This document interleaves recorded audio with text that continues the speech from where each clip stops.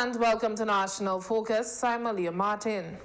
In the headlines, citizens urged to be prepared as Tropical Storm Brett forms in the Central Atlantic. Ministry of Education to promote inclusivity with Special Education Needs Week. And rehabilitation work begins on Wharton Waven playing field. The details of the headline stories and more when we return.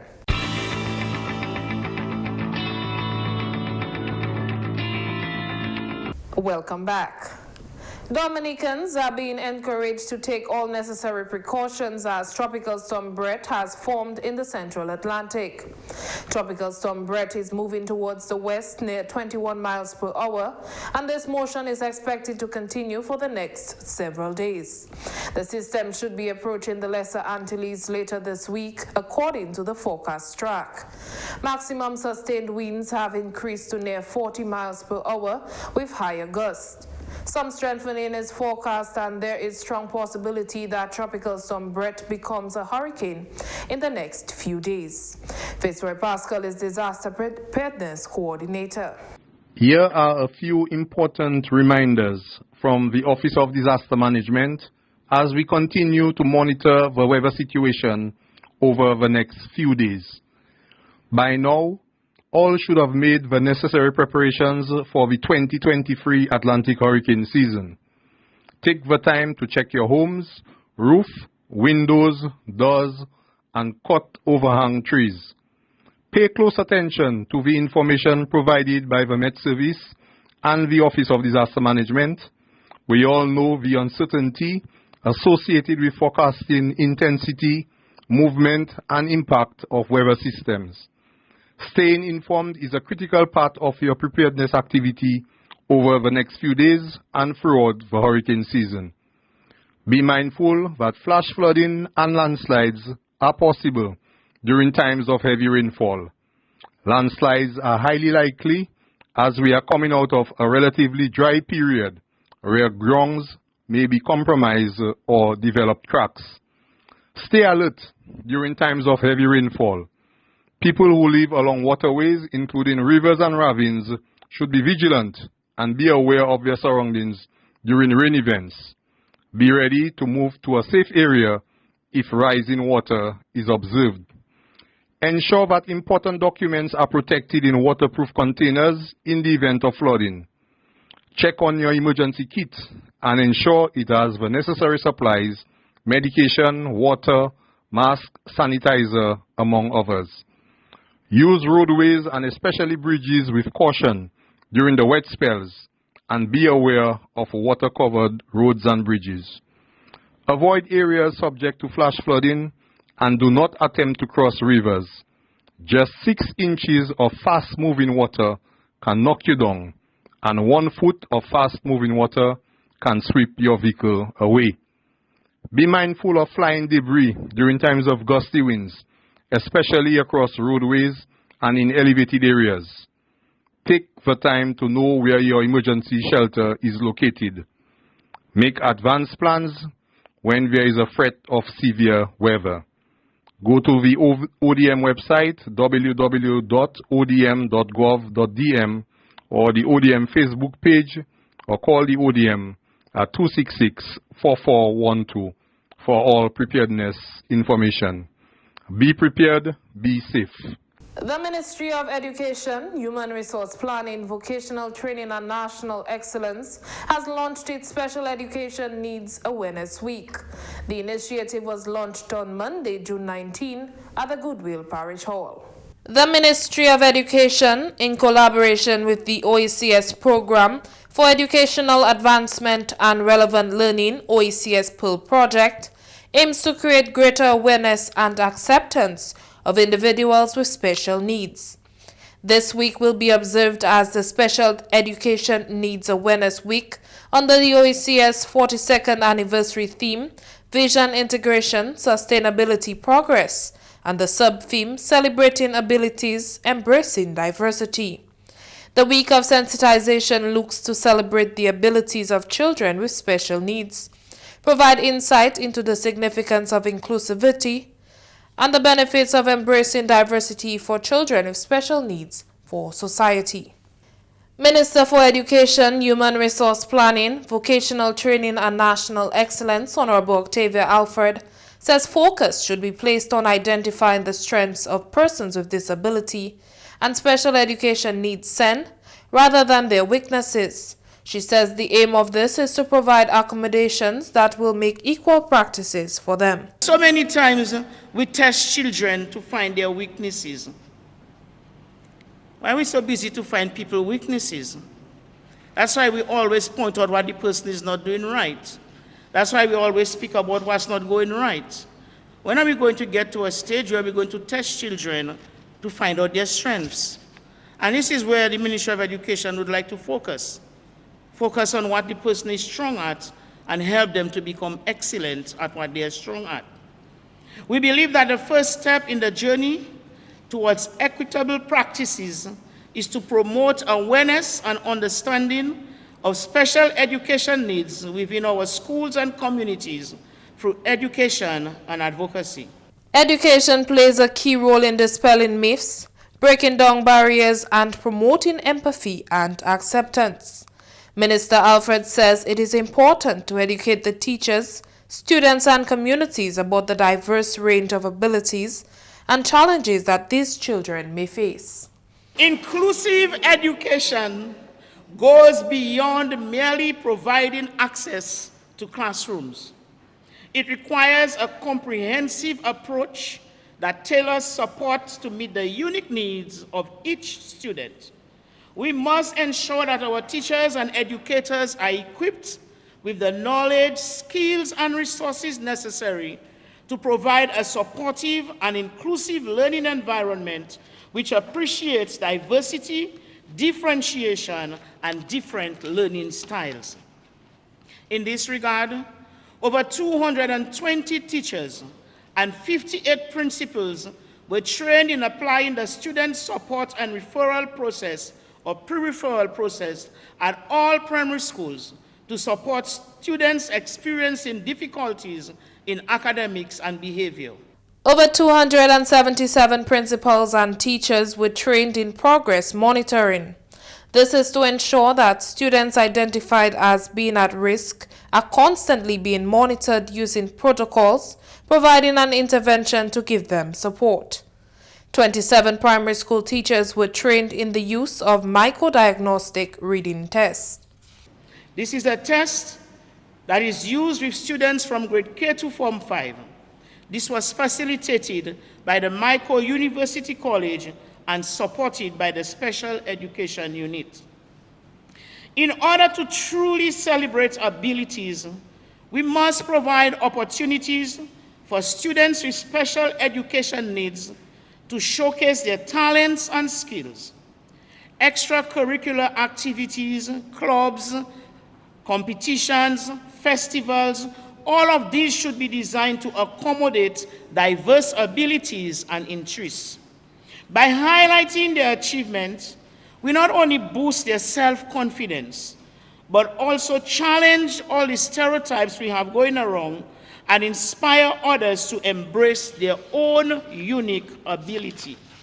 Meanwhile, Coordinator of Special Education, Mrs. Octavia Timothy, believes it is crucial to recognize that children with special education needs are not defined by their disabilities. Mrs. Timothy says too often in society, the disability is seen before the person. And so our duty is to support them in achieving those dreams and creating a world where we can listen to them. Education plays an essential role in creating those opportunities, and it's through inclusive education we can empower our children with SCN to reach their full potential. And inclusive education is not only about adapting classrooms and adapting the curricula. It's about embracing diversity, providing tailored support, and promoting a sense of belonging. It means celebrating the progress made by each student, regardless of the pace at which they learn. And at every special ed training that we do, we always tell the teachers, it doesn't matter even though it's a little progress you see. For children with special needs, a little progress is plenty. The week of activities will continue on Tuesday with a panel discussion on special education needs. This will be followed by a school disability talk with grade 6 students. On Thursday, June 22, the media will be invited to capture a day at the Alpha Center, whilst Friday will host the second session of the school disability talk with more grade 6 students. The week of activities will conclude on Saturday with a walk for children with disabilities. Rehabilitation works have started on the Waterwaven playing field as the government of Dominica continues to improve sporting facilities around the island. Kuvia John has more in this report. The Public Works Corporation, in collaboration with the National Authorizing Office of Dominica, NAO, has begun work on the Waterwaven playing field in an effort to develop sports in the area. A contract was signed between the NAO and the Public Works Corporation for the rehabilitation of the field to include leveling, drainage works, and the installation of a cricket pitch. National Authorizing Officer Ms. Colleen Roberts says this project is evidence of government's commitment to sports development in Dominica.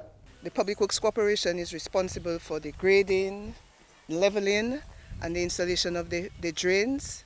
We know that Waterwaven is a very high rainfall area, so even the size of the pipes used for the drains is significant. Additionally, we are installing some solar lights around the perimeter of the field as well for security reasons and to facilitate some playing at night. And we're also installing 2 benches for player comfort, and all that will ensure that the EU visibility is ensured, that the government of Dominica and the European Union partnering for sports development. And so we really want to commend all players in the government of Dominica for the commitment to sports in Dominica, and the European Union, obviously, for the funding that they have provided in that regard. General Manager of the Public Works Corporation, Mr. Titus Francis, says the corporation will work to ensure that the project is completed on time. We will endeavor to ensure that we deliver the project according to expectation based on the scope and within the time allotted for that component of the project. I recognize that the Waterwaven community is going to benefit from it, and we give you our guarantee that we will deliver an end project, a product that will be to your expectation and to the community, the development of the community, the social aspect of the development of the community, and even sporting. So briefly, I want to say thank you to the NAO and my team. I expect them to deliver in time, and that the end product will meet the expectation of everybody concerned. Sports Coordinator Mr. Trevor Shillingford thanked the NAO for their support in getting this project underway. We are happy that we have found a good partner in the Office of the National Authorizing Officer, that's the NAO in Dominica, who have actually taken the task of providing the funding and also the technical work for getting this project off the ground. So before we move further, we need to extend our gratitude to the National Authorizing Office for their commitment to getting this project off the ground. And I know it would be worthwhile to give them a round of applause for really coming forward and making this one a reality. The project is expected to be completed in July 2023. Kuvia John for the Government Information Service. Thanks, Kuvia, for that report. Opposition Senator Honorable Delbert Paris has thrown his support behind the construction of the international airport. Work on the international airport has commenced with site preparation. Over 100 Dominicans have already been employed on the project. The international airport project is the single largest development project to be undertaken in Dominica. I support the construction of an international airport. Daryl, the construction of an international airport in Dominica is not a new idea. It's been a good idea for decades. It's been a good idea for a long time, 30 years plus, maybe even longer than that. We're obviously now in the midst of constructing a new one, and that is good. I think once it's being done properly, and largely it will benefit all of the people in Dominica and those who will come to Dominica or visitors, I think it's a good idea. Senator Paris is also supporting more public dialogue about the project. I want to be careful here because a lot has been said about the international airport in the media, but a lot of it has been said without adequate information. So I don't want to go on speculating and assuming and saying, well, this wasn't done when in actuality it is done. But we have to pay attention to process. There are few issues. Obviously, the people in the surrounding areas. I am from a surrounding community where the international airport will be constructed. People have concerns. They have concerns about how the construction and post-construction will affect their lives. We're not going to go through it now, but what I'm saying is those concerns must not be pushed aside. They must be taken into consideration, and people's concerns have to be addressed. Senator Paris believes the international airport project is a great opportunity for the capacity building among locals. The international airport is the largest construction project that we will do in a long time. With that amount of revenue going into a country, I think talent should be created. There should be a transfer of information, transfer of knowledge, so that if ever there's a similar project or a similar project in other countries, the talent that we have grown and the capacity that we have gained in Dominica can be used. You agree, right? Of course. So there must be a strategic way to ensure that our local participation in that massive project is very formidable. And after the project is completed, we will have seen growth in our local men and women and artisans, right? Now, you're going to ask me, is that happening or is it not? I don't have the information to say that it's not happening. What I'm saying is that it should. Suggestions that Dominica does not need an international airport at this time have been dismissed by Senator Paris. Me, personally, I think we need it. I think we need international air access that will allow us to increase our agricultural capability, our tourism product, and the movement of people. I think it's necessary. Even with our health sector, having international air access advances our possibilities in that area. So no, I don't share the view that we don't need an international airport. Then we're going to go into specifics and say, well, international, improve air access, all of those things. They're going to go down into the nitty-gritties of it. We need that type of capability. However we do it, whether we stage it, whether we do it in trenches, doesn't matter. But Dominicans and visitors or people in the agricultural industry or people in commerce, we need international air access. And if international airport is going to give us to us, of course, I would be on the side of doing that. The over $1 billion international airport is being constructed in Wesley in the northeast of Dominica. Following a review of the electoral system in the Commonwealth of Dominica by Sir Dennis Byron, Prime Minister Honorable Roosevelt Skerrit is pleased to inform the general public that he has received the final report from Sir Dennis. The report was received on Monday, June 12th, and consists of the following phases. Phase 1 reports, which includes a draft regulation of Electors Bill 2023 and a draft registration of Electors Bill 2023. And Phase 2 reports, which consist of the draft of House of Assembly Elections Bill 2023, the draft House of Assembly Electors Regulation 2023, the draft House of Assembly Election Petition Rules 2023, and the draft Electoral Commission Bill 2023. In keeping with the Prime Minister's commitment to make the report public and conduct consultations, copies will be made available to members of Parliament, political parties, NGOs, churches, media, youth groups, and other civil society organizations.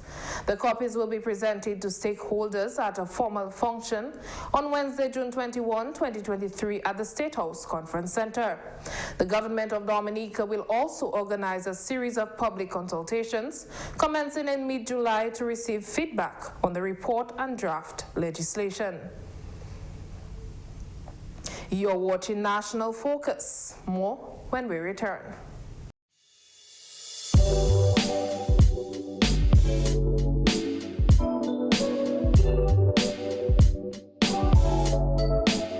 Welcome back. Prime Minister Honorable Roosevelt Skerrit is in Basse-Terre St. Kitts, where he is attending the 73rd meeting of the OECS Authority. The two-day meeting concluded earlier today. The meeting was hosted by Honorable Dr. Terence Drew, Prime Minister of St. Kitts and Nevis and Chairman of the OECS. The meeting coincided with the observance of the 42nd anniversary of the OECS on June 18 and was held under the theme Vision, Integration, Sustainability, Progress. Minister for Agriculture, Fisheries, Blue and Green Economy, Honorable Roland Roye, is acting as Prime Minister. Progress continues on the East Coast Road project, one of the major investments currently being undertaken in Dominica. Parliamentary representative for the Cassie Bruce constituency, Honorable Octavia Alfred, has spoken to the current phase of the project. The $127 million East Coast Road project is progressing well. The project runs from Tarish Pit to Hatton Garden.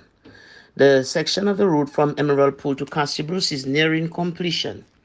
Some sections of the road are very damp and vulnerable to landslides because of the nature of the soil and the amount of water. Therefore, all existing culverts had to be replaced and additional culverts had to be installed to address the proper drainage and management of water. Surfacing continues, and on the 15th of June, the installation of the live yellow bridge beams was completed. Later this month, the project will undertake the concreting of deck and asphalt surfacing. The beams for the Bellevue Bridge were scheduled to be installed on June 16, 2023. The Member of Parliament for Cassie Bruce expressed her gratitude to the stakeholders and residents engaged in the development of this project. We wish to thank road users for exercising caution on this road, and we ask you to always consider this road as a construction site as we continue to use it. I was told that no road closures are foreseen or expected for the installation of the beams for any of the remaining 4 bridges. However, I encourage people to continue to listen to the radios because we do not know when plans may change. The Cassie Bruce constituency wishes to thank the government of Dominica for the efforts that is being made in addressing the vulnerability of our area. To spend $127 million in any currency at a time when all economies are shrinking shows that this Labour Party administration is serious and passionate about the safety of our people first as we strive to build the first resilient nation.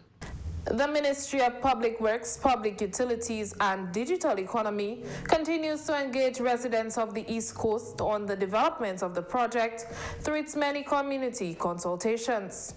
Government continues to invest in improved road networks as the safety of citizens remain of paramount importance. The development of road infrastructure also takes the country one step closer to its goal of building the world's first climate-resilient nation.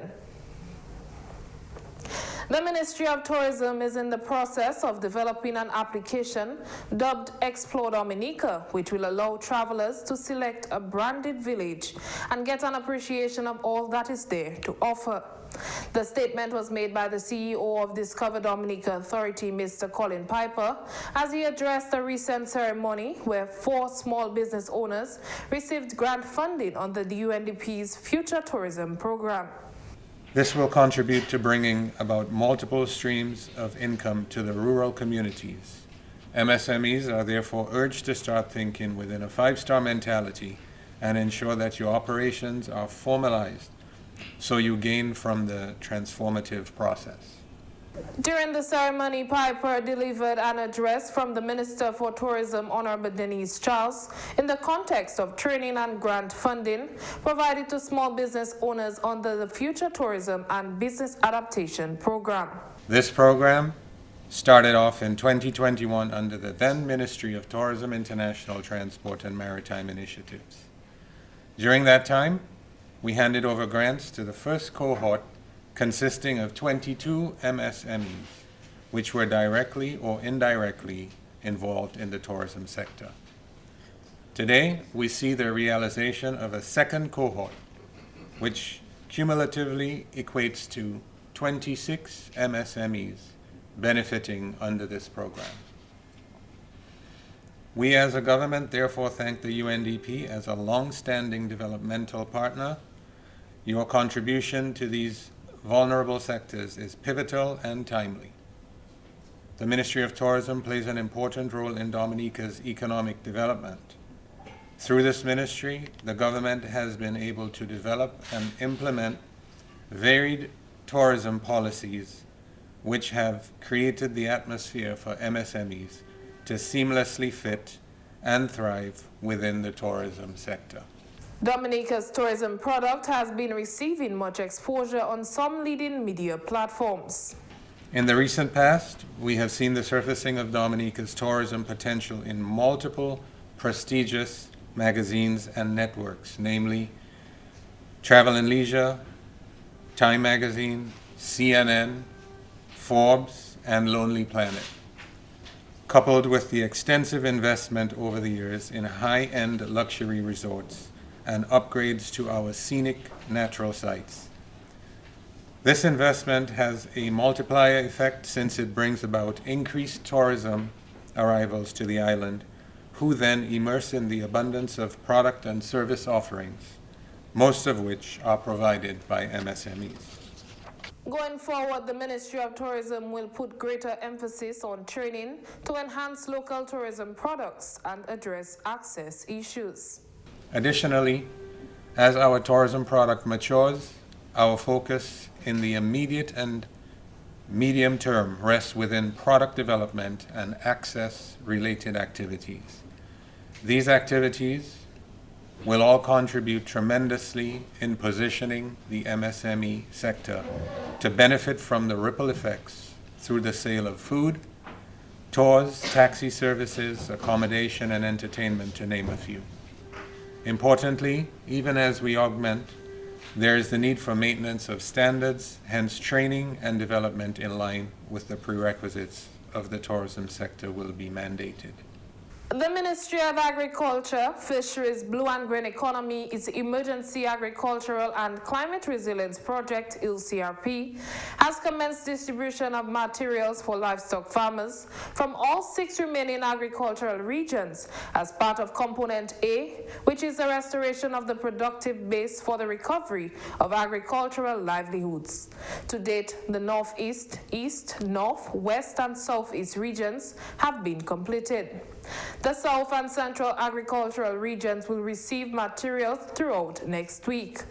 The farmers are receiving materials based on their assessed values of infrastructure and production levels prior to the destruction caused by Hurricane Maria. Beneficiary packages range from EC $1,000 to a maximum of $50,000 EC, with the total amounts allocated to this component in excess of EC $6 million. And that's all for this edition of National Focus. Be sure to follow GIS Dominica on Facebook, YouTube, and on Twitter. You can also drop us an email at gis@dominica.gov.dm. From all of us here on the GIS News Production team, I am Aliyah Martin. Thanks for watching and stay safe.